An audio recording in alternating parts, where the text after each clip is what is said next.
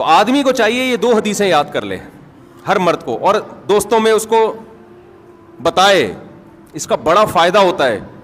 ایک حدیث, امی عائشہ نے برتن توڑا دوستوں کی موجودگی میں, آپ نے اس کی توجیہ بیان کی کہ غارت امکم, تمہاری ماں کو غیرت آ گئی, اور کوئی غصے کا اظہار نہیں کیا, برتن اٹھا دیا بس. دوسری وہی دعوت والی, عزت کتنی دے رہے ہیں اپنی زوجہ کو. کتنے لوگ ہیں سعودی عرب میں جاب کر رہے ہیں, امریکہ میں جاب کر رہے ہیں, اللہ نے گنجائش بھی دی ہے, بھائی اپنی بیگم کو ساتھ لے کے جاؤ. وہ کہتے ہیں یار گزارا مشکل ہو جائے گا. سب گزارا تو مشکل ہو جائے گا, لیکن تمہاری شادی اس لیے تھوڑی ہوئی کہ بیگم یہاں رہے تم اس کو کھلاؤ, صرف کھلانے کے لیے تھوڑی ہوئی ہے. زوجہ کا جو مطلب ہے, صاحبہ کہتے ہیں عربی میں, ساتھ رہنے والی, ساتھ رہنے والی. تو ساتھ رہنے والی کیا, جب آپ جاب کرنے کے لیے گئے سعودی عرب یا کہیں گئے, ایک سال کے بعد آپ مہینے میں ایک دفعہ, سال میں ایک دفعہ آ رہے ہو, اور ریٹائرمنٹ پہ اب آؤ گے, 20-25 سال تو بیگم کے بغیر گزر گیا نا. اور یہ بھی آپ صلی اللہ علیہ وسلم نے فرمایا, خیارکم خیارکم لأہلہ, تم میں سب سے بہتر اللہ کے نزدیک وہ ہے جو اپنے گھر والوں کے ساتھ سب سے اچھا ہے.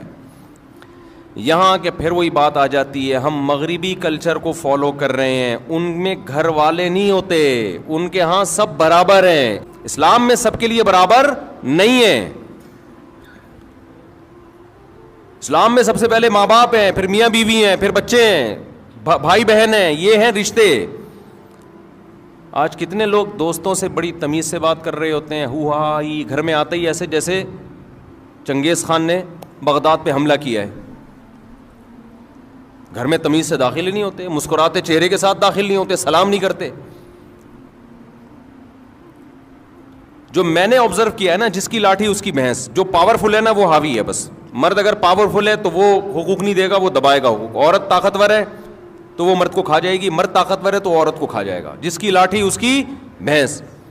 جب اللہ کے خوف سے حقوق ادا ہوتے ہیں, اللہ کی چاہت میں حقوق ادا ہوتے ہیں, تو آپ طاقتور ہو تو بھی حقوق ادا کرو گے, آپ کمزور ہو تو بھی, کیونکہ آپ کو پتا ہے کہ میں کس کی وجہ سے حقوق ادا کر رہا ہوں, مجھ پر کون ہے, اللہ ہے, میں اس کو راضی کرنے کے لیے کر رہا ہوں. مشہور حدیث ہے نا کہ ایک صحابی نے نبی صلی اللہ علیہ وسلم کی دعوت کی, آپ نے فرمایا عائشہ کو بھی بلاؤ تو آؤں گا میں. یہ جو ایٹیٹیوڈ ہے, یہ جو رویہ ہے زوجہ کے ساتھ, وہ صحابی بلا رہے ہیں نبی کو, اور آپ کیا کہہ رہے ہیں ساتھ میں کس کو, زوجہ کو بھی بلاؤ. دل صاف تھے لوگوں کے, ان کے پاس اتنی گنجائش نہیں تھی. انہوں نے عرض کیا یا رسول اللہ یہ میں نہیں کر سکتا. آپ نے فرمایا دعوت کیا ہے, کینسل. پھر ان صحابی نے کچھ دنوں بعد دعوت کی, یا رسول اللہ آپ کی دعوت کرنا چاہتا ہوں. آپ نے فرمایا عائشہ کو بھی بلاؤ. صحابہ آپ کا یہ عمل بولو دیکھ رہے تھے, تو سیکھ رہے تھے نا کہ کیسے زوجہ کے ساتھ کیسا رویہ ہوتا ہے. انہوں نے کہا نہیں ہو سکتا. آپ نے فرمایا نہیں جا سکتا. پھر تیسری مرتبہ صحابی نے عرض کیا یا رسول اللہ آپ کی دعوت کرنا چاہتا ہوں. اچھا میرے سے یہ بیان خواتین سنتی ہیں نا, وہ کہتی ہیں ہائے کاش مفتی صاحب کتنے اچھے ہیں, اللہ اپنی بیگموں کے ساتھ کیسے ہوں گے. تو مجھے وہ لطیفہ یاد آتا ہے, جو مولوی اس طرح بیویوں کے حقوق بیان کر رہا ہوں نا, خواتین بڑی متاثر ہوتی ہیں کہ ان کے گھر والے کتنے خوش قسمت ہوں گے, ان کی تو کبھی دعوت ہوتی ہوگی تو کہتے ہوں گے اب بیگم کے ساتھ بلاؤ تو آؤں, ورنہ میں نہیں آ رہا, جاؤ. تو وہ لطیفہ تمام خواتین سن لیں. ایک آدمی جو تھا نا, ڈرائیونگ کر کے اپنی بیگم کو لاتا, بیگم اگلی سیٹ پہ بیٹھی ہوتی, اس کی بیگم اسکول ٹیچر تھی, تو لاتا اسکول کے باہر گاڑی کھڑی کرتا, اترتا, بیگم کا گیٹ کھولتا, دروازہ نا لاک کھولتا, وہ جاتی, تو خواتین دوسری دیکھتی یار کتنی رسپیکٹ دے رہا ہے اپنی, خود اترتا ہے ڈرائیوروں کی طرح دروازہ کھولتا ہے باہر سے نا. تو رشتے آنا شروع ہو گئے. ایک اور شادی ہو گئی اس کی اسی چکر میں نا, خواتین نے خود کہ بھائی اتنی عزت دے رہا ہے یار, ہم میں بھی چاہیے اس کی بیوی بن جائیں ہم. 2 شادیاں ہو گئی. پھر بیگم کو, پہلی والی بیگم اسکول ٹیچر تھی, اس کو لے کر آتا, اترتا, باہر سے دروازہ کھولتا, 3 شادیاں ہو گئی بھائی. صحیح ہے نا. وہ بھی گھننا بنا ہوا ہے, بتا نہیں رہا ہے کسی کو اصل کہانی کیا ہے. اس نے کہا ہونے تو خود سے آ رہا ہے بھائی. اور خواتین دیکھ رہی ہیں, متاثر ہو رہی ہیں بھائی, ماشاء اللہ ماشاء اللہ. پھر ایک دن آیا, دروازہ ایسے ہی کھولا تو چوتھی بھی ہو گئی. بعد میں پتہ چلا یہ دروازہ باہر سے کھلتا ہے, اندر سے لاک خراب ہے اس کا. یہ جو دروازہ ہے اس کا لاک اندر سے خراب ہے. تو جب تک پوری تحقیق نہ کر لو نا بھائی, کسی سے متاثر مت ہو. تو ضروری نہیں ہے کہ جو مولانا صاحب ممبر پہ بیٹھ کے بڑے اچھے اچھے بیانات کر رہے ہیں خود بھی اتنے اچھے ہوں, یہ کوئی ضروری نہیں ہے. اس لیے زیادہ انسپائر ہونے کی ضرورت نہیں ہے. تو نبی صلی اللہ علیہ وسلم نے کیا فرمایا کہ عائشہ کو بھی بلاؤ. تو تیسری دفعہ میں جب انہوں نے دعوت دی تو جب آپ نے فرمایا کہ عائشہ کو بھی بلاؤ تو انہوں نے عرض کیا کہ ٹھیک ہے. تو صحابہ آپ صلی اللہ علیہ وسلم کا یہ عمل اپنی آنکھوں سے بولو دیکھ رہے تھے. اب کوئی قانون سازی کی ضرورت نہیں تھی, اللہ نے پہلے بتا دیا تھا کہ تم نے فالو کس کو کرنا ہے, پیغمبر کو فالو کرنا ہے, ان کا رویہ دیکھنا ہے. حضرت عمر رضی اللہ تعالی عنہ کی زوجہ نے ایک دفعہ اونچی آواز سے بات کی تو وہ غضبناک ہو گئے کہ یہ کیا بھائی. تو انہوں نے فرمایا کہ پیغمبر, پوری حدیث کے الفاظ مجھے یاد نہیں ہیں, انہوں نے فرمایا کہ پیغمبر صلی اللہ علیہ وسلم کی زوجہ کبھی پیغمبر صلی اللہ علیہ وسلم سے اونچ نیچ ہو جاتی ہے. وہ اونچ نیچ ہوئی تھی نا, حضرت زینب نے حلوہ بنا کے بھیجا. حضرت عائشہ رضی اللہ تعالی عنہا مسجد نبوی میں حجرے کے باہر موجود تھیں, صحابہ کرام بیٹھے ہوئے تھے. حضرت زینب نے کچھ حلوہ بنا کے بھیجا. حضرت عائشہ رضی اللہ تعالی عنہا کو غیرت آئی کہ میری باری میں سوکن کی مداخلت کیوں ہو رہی ہے. امی عائشہ نے وہ حلوہ کی برتن اٹھا کے زمین پہ دے مارا اور اس کو توڑ دیا. میں اکثر اس موقع پہ کہتا ہوں بھائی, اگر ہم اور آپ میں سے کوئی ہوتا اور دوست بھی یہ منظر دیکھ رہے ہوتے تو غیرت کا مسئلہ بناتے کہ نہیں بناتے, اور دوستوں کو واقعہ سناتے کہ میری بیگم نے ایسے حلوہ میرے سامنے برتن توڑا, میں نے رکھ کے دو لگائے. تیرا بھائی ڈرتا ورتا کسی سے, بولتے ہیں نا. ہمارے نبی صلی اللہ علیہ وسلم نے کیا فرمایا, سید الانبیاء, آپ نے اس کی ایک اچھی لاجک پیش کی. فرمایا غارت امکم, تمہاری ماں کو غیرت آ گئی ہے. یہ محبت میں ہوا ہے. سمجھ رہے ہیں کہ نہیں سمجھ رہے؟ ان کو یہ ہوا کہ باری میری ہے تو کسی اور کے گھر سے گفٹ کیوں آ رہا ہے, دوسری زوجہ کے گھر سے. تو یہ غیرت میں کیا, یہ کوئی غصہ نہیں ہوئے, زمین پہ بیٹھ کے وہ برتن اٹھا لیا. اور جب حضرت عائشہ کا غصہ ٹھنڈا ہوا تو فرمایا کہ برتن کے پیسے دے دینا. زمان تو آئے گا نا, اب یہ تو نہیں کہ غیرت میں آپ نے کسی کچھ بھی کر لو تو زمان تو آتا ہے نا. تو میں جب یہ حدیث پڑھی میں حیران ہوا. میں نے کہا یار اگر ہم لوگ ہوتے تو ہم یہ واقعہ 20 لوگوں کو بھی سناتے, بھائی تیری بھابھی نے ایسا کیا آج, اور تجھے پتہ ہے ہم سسرال سے ڈرتے ورتے نہیں. اور دوست بھی مردانگی کے چیلنج دیتے, ابے تو جورو کا غلام ہے, تیرے گھر میں برتن ٹوٹ رہے ہیں, صحیح ہے نا, تیرے گھر میں کیا ہو رہا ہے, اور وہ بھی تیرے دوستوں کے سامنے, شاگردوں کے سامنے. کوئی تمیز ہے یار, رکھ کے لگایا کیوں نہیں تو نے. لیکن صحابہ نے یہ منظر بھی اپنی آنکھوں سے دیکھا. یہ حدیث تو صحابی بیان کر رہے ہیں نا, کہ نبی نے اس کی توجیح کی, غارت امکم, تمہاری ماں کو غیرت آ گئی. تبھی تو حدیث میں آتا ہے. دیکھو یہ واقعہ سننے میں الگ ہے, سننے میں تو آپ سمجھ رہے ہو بھائی نارمل ہے. حقیقت یہ ہے کہ جب گزرتی ہے تو پتہ چلتا ہے کہ اس کے لیے تھوڑے بہت اخلاق کافی نہیں ہے, بہت بڑا ظرف ہونا چاہیے. اور خاص طور پر وہ پیغمبر جن کو سب فالو کر رہے ہیں, مقتدا اور رہبر ہیں, جن سے افضل اس کائنات میں اللہ نے کسی کو پیدا کیا نہیں ہے.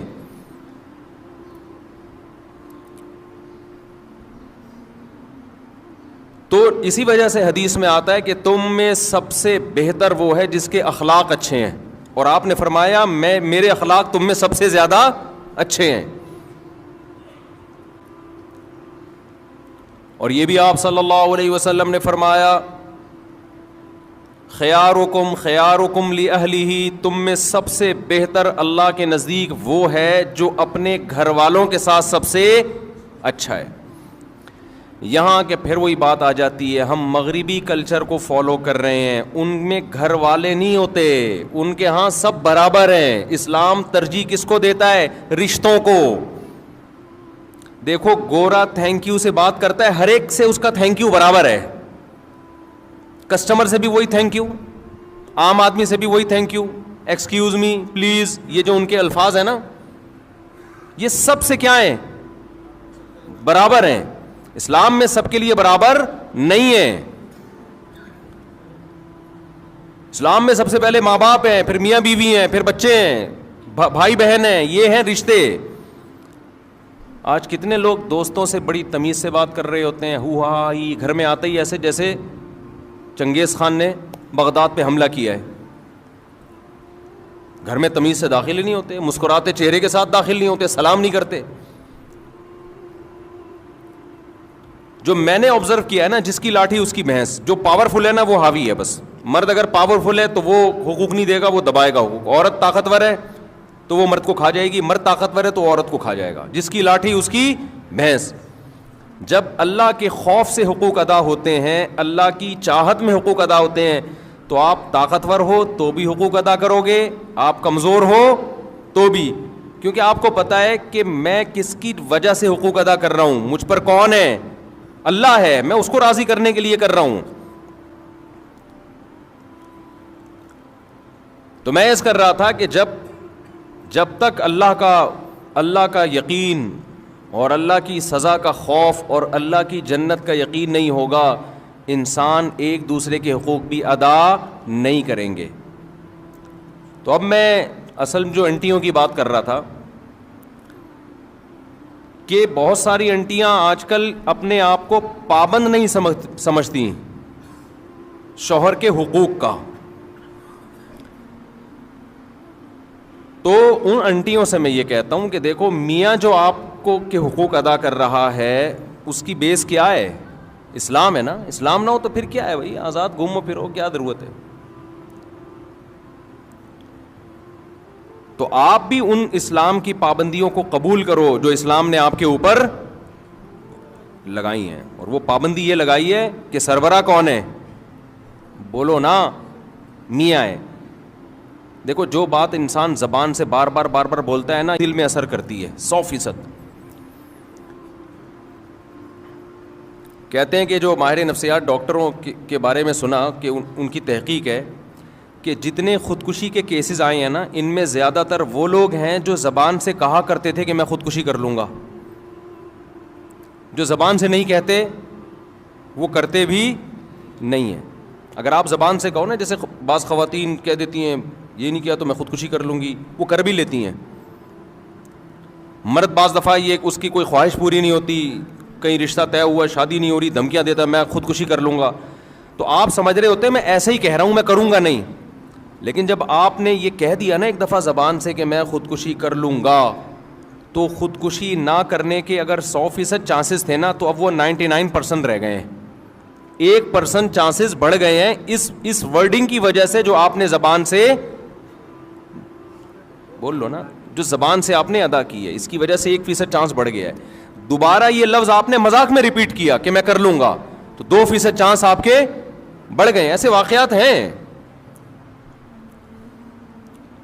جو لوگ بیوی کو طلاق کی دھمکیاں دیتے ہیں اور وہ دل میں یہ ہوتا ہے کہ میں دوں گا نہیں، کبھی بھی نہیں دوں گا، بس ویسی دھمکی دے رہا ہوں، تو خوب سمجھ لو کہ پہلے یہ تھا کہ 100% چانس ہے کہ آپ نہیں دیں گے، لیکن جب آپ نے ایک دفعہ دھمکی دے دی نا، اب وہ 100% سے کم ہو کے کتنا رہ گیا ہے؟ 99%. جن لوگوں نے بیویوں کو طلاقیں دی ہیں بعد میں پچھتائے ہیں، آپ ان کی سروے کرو تو پتہ چلے گا یہ وہ لوگ ہیں جو مذاق میں یا غصے میں طلاق کی دھمکیاں دیا کرتے تھے. جو دھمکی نہیں دیتے تھے وہ نہیں دیتے. اس لیے یہ جو الفاظ ہیں نا طلاق کی دھمکیوں والے، یا میں خودکشی کر لوں گا یا کر لوں گی، یا میں طلاق لے لوں گی، خواتین بھی بعض دفعہ کہہ رہی ہوتی ہیں یا میں خلا لے لوں گی یا میں دے دوں گا، یہ الفاظ اپنی ڈکشنری سے بولو نکال دو. جب دینی ہو نا تو تمیز سے جو شریعت نے ایک پروسیس بتایا ہے, اول تو نہ دو, کوئی اچھا کام تو نہیں ہے یہ. بعض دفعہ بہت شدید ضرورت ہوتی ہے تو اس کے پھر ایک پروسیس رکھا ہے, اس میں دھمکیاں ومکیاں نہیں. دھمکیوں میں دی تو آپ کا ڈی ایم آر بننا شروع ہو جاتے ہیں, آپ کے لاشعور میں ایک چیز جانا شروع ہو جاتی ہے. ہر وقت آپ غربت مہنگائی کا رونا روتے رہو, غربت بڑھ رہی ہے, مہنگائی بڑھ رہی ہے, غربت بڑھ رہی ہے, مہنگائی بڑھ رہی ہے, غربت. ابے بھائی تمہارے کہنے سے تو بڑھ نہیں رہی, وہ تو ویسے ہی بڑھے گی. آپ یہ بھی بولو گے نا مہنگائی نہیں بڑھ رہی, نہیں بڑھ رہی, نہیں بڑھ رہی, تو بھی کیا ہوگی, بڑھے گی. تو کیوں اپنے آپ کو ٹینشن میں ڈال رہے ہو؟ کوئی بولا کرے مہنگائی بڑھ رہی ہے, آپ بولو کہ پتہ نہیں یار, ہو سکتا ہے بڑھ رہی ہو, ہم تو پہلے بھی کھا رہے تھے اب بھی کھا رہے ہیں.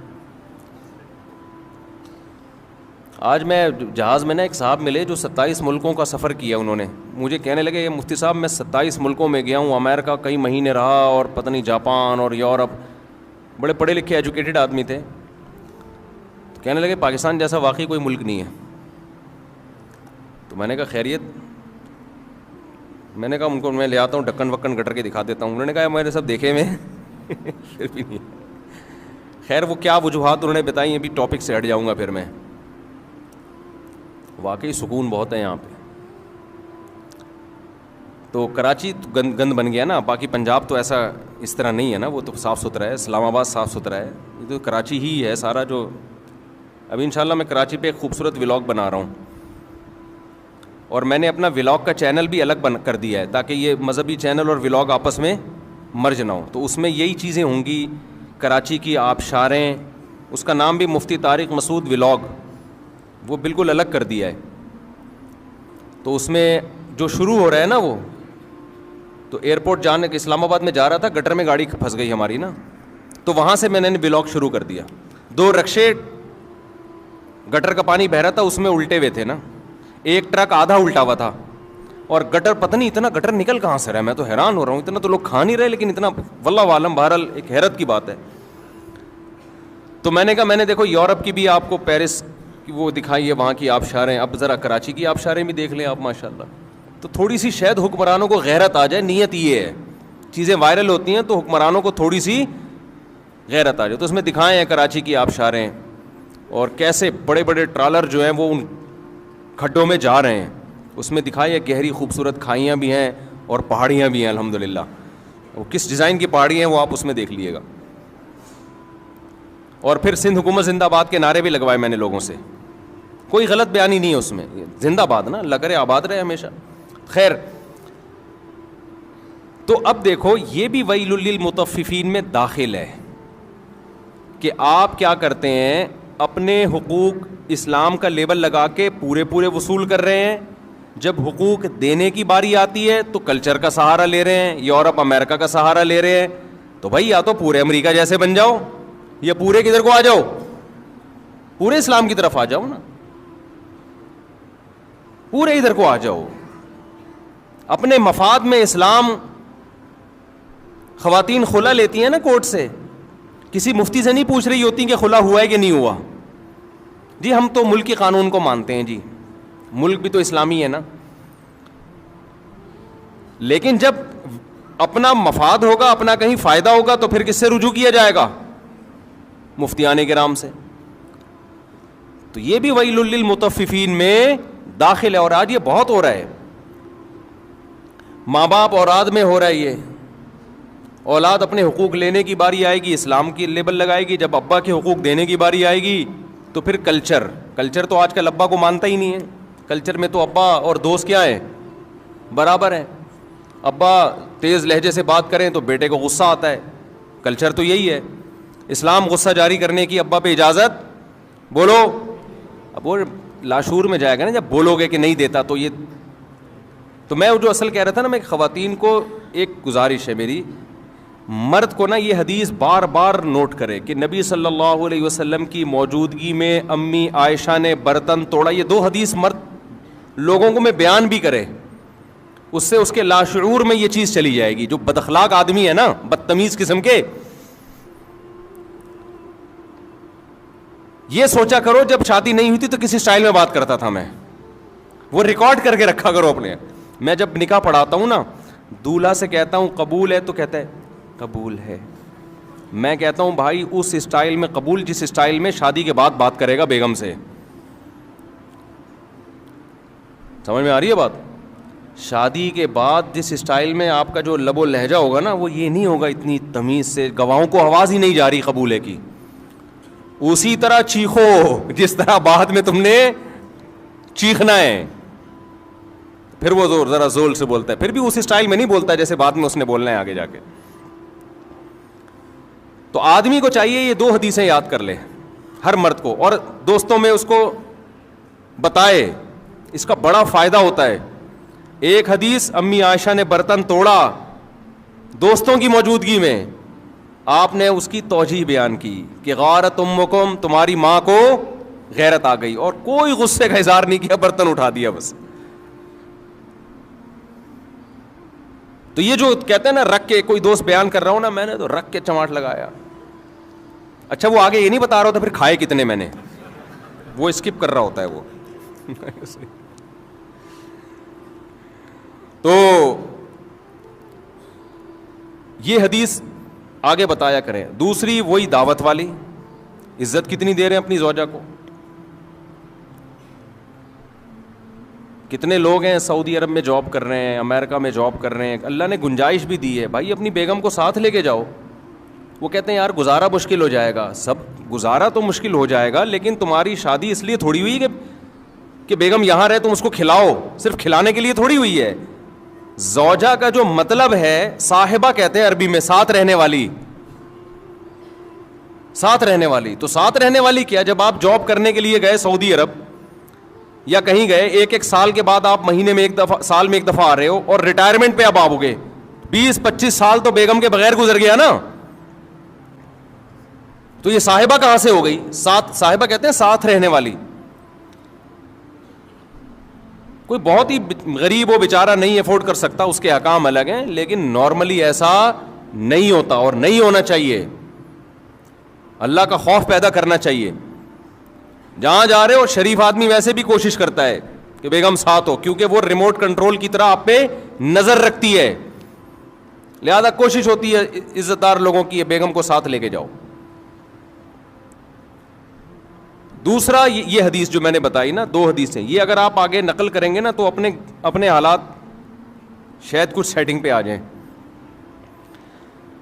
اور خواتین کو پتہ ہے کیا سوچنا چاہیے, عورت کو یہ حدیث بار بار, قرآن کی آیت الرجال قوامون علی النساء, اللہ نے سربراہ کس کو بنایا ہے؟ مرد کو. سر کا تاج کس کو بنایا ہے؟ مرد کو بنایا. آقا کس کو بنایا ہے؟ عورت مرد کی غلام نہیں ہوتی, ماتحت ہوتی ہے. غلام اور ماتحت میں فرق ہے. دیکھو آپ آفس میں ہوتے ہو, آپ کا ایک باس ہوتا ہے, آپ اس باس کے غلام نہیں ہوتے, لیکن کیا ہوتے ہو؟ ماتحت ہو. صدر, وزیر اعظم, ہم ان کے غلام نہیں ہیں, لیکن ماتحت ہیں یا نہیں ہیں؟ ماتحت کی کام ہوتا ہے, ایک جو سربراہ ہے اس کو عزت دینا, نمبر 2 اس کی اطاعت کرنا. ہر چیز میں رکاوٹ, ہر چیز میں رکاوٹ. کوئی بات میاں کرے فوراً اس کے, ایک آدمی نے کہا میں نے اپنی بچی کی شادی کرنی تھی, ایک رشتہ آیا, مجھے پتا تھا میں بولوں گا تو بیگم میری مخالفت بولے گی, یہاں نہیں کرنی میں نے. تو کہہ رہے میں نے کسی کو بھیج کے بیگم سے کہلوایا کہ اس کا اچھا رشتہ آیا ہوا ہے, لیکن اس کے تمہارے میاں نہیں مان رہے, تو وہ مان گئی فوراً.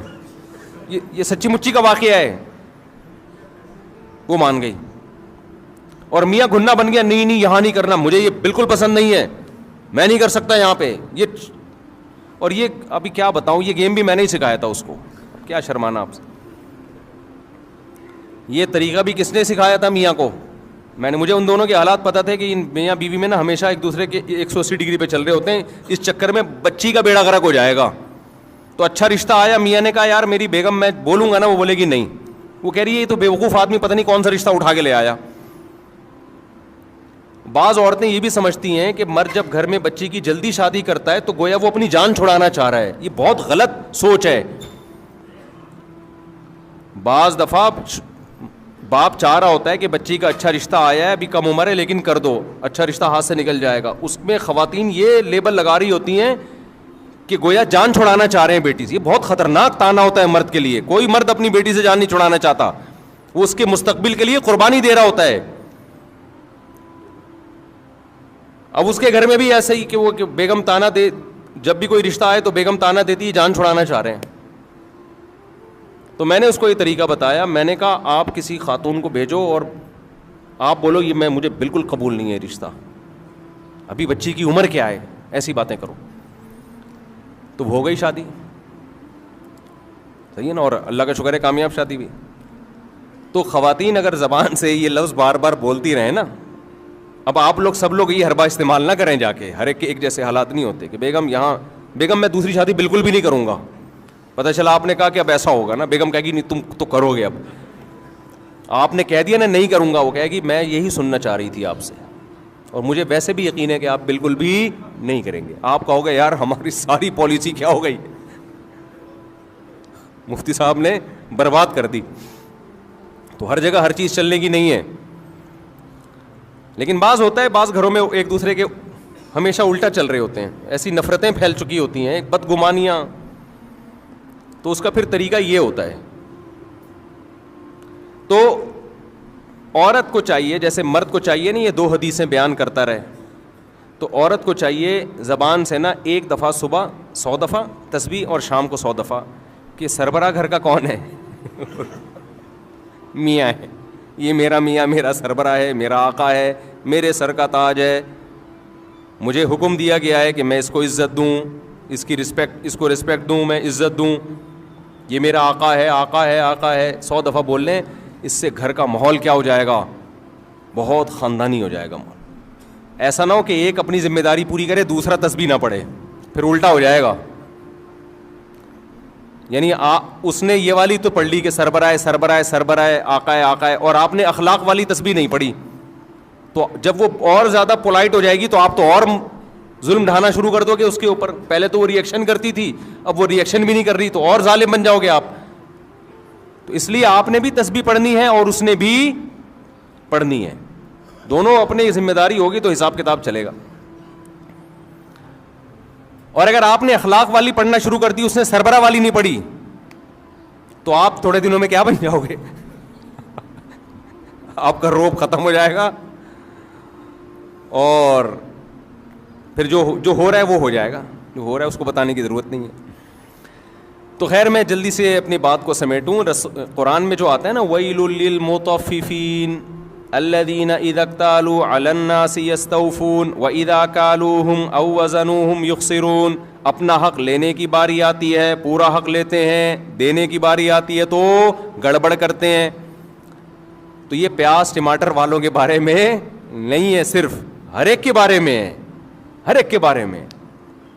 تو اسی طرح یہ جو میں نے حدیث پڑھی ہے, جو اصل جس پر میں نے بیان کرنا تھا, تمہید لمبی ہو گئی, کہ یہ جو حدیث میں آتا ہے مسلمان وہ ہے جس کی زبان اور ہاتھ کے شر سے دوسرے مسلمان محفوظ رہیں. تو اس کا مطلب یہ نہیں ہے کہ لوگوں کو تھپڑ مت مارو جا کے, ایسا تو کوئی بھی نہ اس زمانے میں کرتا تھا نہ اب کرتا ہے. لوگ کہتے ہیں نہ میں کسی کو مکہ مارتا ہوں, نہ میں بلا وجہ کسی کو گالی دیتا ہوں, نہ میں تھپڑ مارتا ہوں, تو میرے زبان اور ہاتھ کے شر سے دوسرے مسلمان کیا ہیں, محفوظ ہیں. او بھائی یہ تو پہلے بھی محفوظ تھے, ہر دور میں محفوظ رہے ہیں, کون بھی بلا وجہ کسی کو جا کے مارتا ہے. اس حدیث کا مطلب یہ ہے کوئی ایسا کام نادانستہ طور پر نہ کیا جائے کہ آپ کی نیت تکلیف پہنچانے کی نہیں ہے لیکن پھر بھی سامنے والے کو تکلیف ہو رہی ہے, ایسا کام نہ کیا جائے. گاڑیاں جو غلط پارک کر دیتے ہیں, آج صبح ایئرپورٹ پہ کیا ہوا ہے, وہ گاڑی آگے پتہ نہیں کھڑی کر کے چلا گیا بندہ, تلاش کر رہے ہیں یار ہمیں جمعے میں پہنچنا ہے, بھائی بندہ کدھر ہے, پھر ہارن مارتے رہو, پھر پتہ نہیں کہاں سے آ رہا ہے. اس کی نیت یہ نہیں ہوگی تکلیف دینے کی, اس کی نیت یہ ہوگی یار میرے کچھ لوگ آ رہے ہیں غلط پارکنگ کر کے, اب چلا گیا وہ کہ میں تھوڑی دیر میں آ جاؤں گا. تو بھائی آپ تھوڑی دیر تک کیوں کسی کو کھڑا رکھ رہے ہو, تو غلط ہے نا. ایسی جگہ پہ آپ کیوں گاڑی 5 منٹ کے لیے بھی کیوں کھڑی کر رہے ہو گاڑی, آپ خود تکلیف اٹھاؤ نا, پارکنگ پہ کھڑی کرو اور پیدل چل کے آؤ. آپ اپنے آپ کو 5 منٹ کی تکلیف سے بچانا اور دوسرے کو 25 منٹ کی تکلیف میں ڈال دینا. اور وہ 5 منٹ کی تکلیف جو دوسرے کو ہوتی ہے وہ بھاری اس لیے لگتی ہے کہ اس کا ڈیوریشن معلوم نہیں ہوتا کہ کم وقت آئے گا کبھی. ہے سمجھ میں نہیں آ رہی میرا خیال بات. ایک اور گڑبڑ لوگ بہت زیادہ کرتے ہیں, خوب اچھی طرح سمجھ لو, یہ کبھی بھی نہ کیا کرو. جب آپ سفر پہ جائیں نا کہیں, جتنا سامان آپ آسانی سے اٹھا سکتے ہیں اٹھائیں. کبھی بھی ایکسٹرا سامان اس نیت سے نہ لیں کہ دوسرے کے پاس سامان کم ہے تو اس کے بیگ میں ڈال دوں گا. یہ غیر اخلاقی حرکت ہے. دوسرا کم سامان اسی وجہ سے ہو سکتا ہے لے کے آ رہا ہو تاکہ میں ہلکا پھلکا رہوں. وہ اس لیے نہیں لے کے آ رہا کہ میں محلے والوں کے بھی سامان اٹھاؤں. میں یہ بھی بہت ہو رہا ہوتا ہے. یار کائنڈلی ذرا یہ بیگ آپ کا بیگ خالی ہے نا, یہ چلغوزے رکھ لیں ذرا اس میں. وہ خالی جان کر رکھا ہوا ہے ہم نے تاکہ ہم ہلکے پھلکے جائیں. ابھی میں سفر پہ گیا تو ایسے ہی گیا نا, یوں ہی کچھ بھی نہیں تھا. وہ پوچھ رہے بیگ کہاں ہے, میں نے کہا میں ٹوٹل میں ہی ہوں بس. تو کہنے بھائی کیا ہے, میں نے کہا میں ٹوٹل یہی ہوں, میں ٹوٹل مجھے ہی مشین سے گزارنا ہے تو گزار لو بھائی. کیوں, میں جان کر ہلکا پھلکا گیا ہوں یار, کیا بیگ کی ٹینشن اٹھائے آدمی. تو ایک آدھ دن کا سفر ہوتا ہے تو کپڑے لے جانے کی بھی ضرورت نہیں ہوتی. اب لوگ کیا کر رہے ہوتے ہیں کائنڈلی یہ ذرا, اور پھر اس میں خطرہ یہ ہوتا ہے کہ اب منع کرو نا, منع تو بد اخلاقی, غیر اخلاقی. مفتی صاحب خالی تو ہو نا آپ. بعض دفعہ ایسے ہوتا ہے, ایک جگہ سامان تھا میرے پاس تو ایک جاننے والے تھے, انہوں نے وہ کھجوریں رکھوا دی. وہ ایکسٹرا کھجوریں لے کر جا رہے ہیں. وہ انہوں نے کہا جی ایئرپورٹ یہاں آپ کے پاس کم سامان ہے. جاننے والے تھے وہ, میں مانتا ہوں. اب وہ قصہ پرانا ہو گیا, ان کو نہیں پتا چلے گا. انہوں نے کیا کیا, کھجوریں رکھوا دی کہ جی آپ کے پاس سامان کم ہے, مجھے 20 کلو یا پتہ نہیں 30 کلو سے زیادہ کی اجازت نہیں, آپ یہ سامان رکھ لیں ہم, اور آگے جب گزر جائیں گے تو مجھے واپس کر دیے گا. میرے دماغ میں وسوسے آ رہے ہیں کہ کھجور ہی ہے, کوئی ہیروئن چرس تو نہیں ہے اس کے اندر. اس قدر ذہنی کوفت مجھے شروع ہوئی ہے نا. شروع میں تو میں نے رکھ لی, مجھے ناگوار تو گزرا, بھائی کیوں آپ ایسی چیز لے کر آ رہے ہو کہ جو خالی ملے گا اس کو پہنا دو گے. اب تعلق بھی ہے, منع کیسے کریں یار, یہاں سے وہاں تک ہی تو لے کے جانا ہے نا. منع کریں گے یار مفتی صاحب ممبر پہ بیان تو بڑے اخلاق اور انسانیت کی خدمت, اور یہاں یہ حرکت کر رہے ہیں آپ. تو مجھے یہ چرس ہیروئن کی طرف تو دماغ نہیں گیا, لیکن میرا ذہن اس طرف چلا گیا کہ میں نے کہا رکھ لیتے ہیں. مجھے غصہ تو آیا لیکن میں نے رکھ لی. لیکن پھر میرے دماغ میں وسوسے آنا, چرس ہیروئن نہیں, کوئی بھی غیر قانونی چیز ہو سکتی ہے. سعودی عرب سے چرس لانا تو آسان نہیں ہے, لے جانا ہی ناممکن ہے, تو لانا کہاں سے ہوگا. لیکن کچھ بھی ہو سکتا ہے. 1% بھی چانس ہو تو ٹینشن دینے کے لیے بولو کافی ہے یہ. خیر وہ پار ہوا, پھر انہوں نے مجھ سے معذرت بھی کی, میں معذرت چاہتا ہوں. میں نے کہا آپ نے معذرت تو کر لی لیکن یہ حرکت ٹھیک نہیں ہے, بالکل غلط حرکت ہے. یہ معذرت کیا, سوری کرنے سے تھپڑ مارو پھر بولو سوری. تبلیغ میں لوگ نکلتے ہیں, یہ دیکھا گیا ہے یار, وہ امیر صاحب آپ کا بیگ خالی ہے نا, یہ میرے چلغوزے رکھ لیں اس میں. غیر اخلاقی حرکت ہے. آپ کو پتہ نہیں ہے کہ وہ دل سے رکھ رہا ہے یا وہ ٹینشن میں. بعض دفعہ بیگ میں جگہ خالی ہوتی ہے, انسان اس لیے خالی رکھتا ہے کہ وزن ہلکا ہو, وہ اس لیے تھوڑی رکھتا ہے کہ تو زیادہ لے آنا. میں ایک دفعہ بیرون ملک جا رہا ہے, ایئرپورٹ پہ جاننے والے مل گئے, کراچی ایئرپورٹ پہ, بہت پرانے تھے, قریبی تھے. انہوں نے دیکھا مفتی صاحب ہلکے پھلکے جا رہے ہیں نا, ان کو اچھا نہیں لگا بالکل. میں انہوں نے کیا کیا, کچھ چیزیں, میں وہ چیزیں بتاؤں گا تو وہ سمجھ جائیں گے میری بات ہو رہی ہے نا. وہ چیزیں نکال کے میرے بیگ میں ڈال دیں, اور میری جو تلاشی شروع ہوئی ہے, اتنی لمبی تلاشی. بولے آپ کیا بزنس کر رہے ہو, کیا یہ ایکسپورٹ کر رہے ہو, کیا کر رہے ہو, یہ تو بزنس کا مال لگ رہا ہے. گھنٹہ لگ گیا میرا ایئرپورٹ پہ. میں گزرا ہوں, پھر جا کے انہوں نے وہ سامان واپس لیا. کہا میں نے کچھ بھی نہیں ان کو. لیکن آپ بزنس کر رہے ہو تو اپنا بوجھ خود تو اٹھاؤ نا کم از کم. تو کبھی بھی یہ حرکت نہیں کرنی چاہیے کہ آپ سفر میں ہو, آپ دیکھ رہے ہو دوسرے کے ہاتھ خالی ہے تو اپنا آدھا بوجھ اس پہ ڈال دو. وہ ہاتھ خالی ہے تو اس لیے ہے کہ وہ تاکہ میں ہلکا پھلکا سفر کروں میں.